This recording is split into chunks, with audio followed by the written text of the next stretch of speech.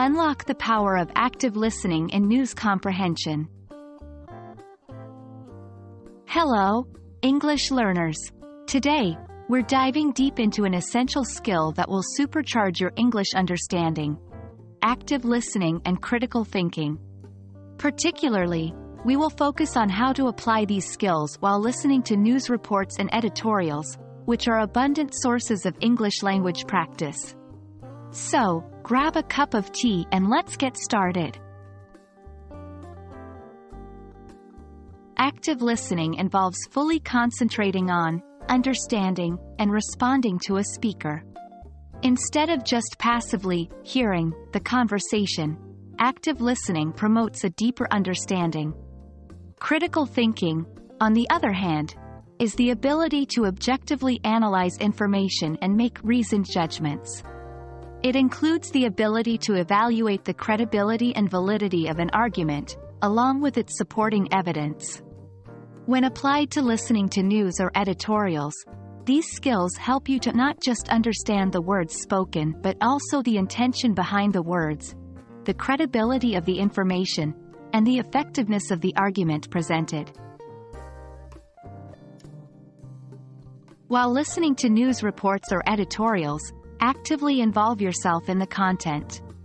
Concentrate on the speaker's words, the tone of voice, and the context in which it's being said. Ask yourself questions like, what is the main argument or point? What evidence or examples are given to support the claims? Is there any bias in the report or editorial? Understanding these elements will help you grasp the content more effectively. In this stage, you'll assess the quality of the arguments and evidence presented. Consider, how strong or weak are the arguments? How relevant and credible is the evidence? Are there any logical fallacies or biases? Remember, being a critical thinker doesn't mean you're being negative or overly critical. It means you're being analytical and discerning. The final step is to apply these skills in real-world situations. Make it a habit to listen to English news broadcasts or editorials regularly.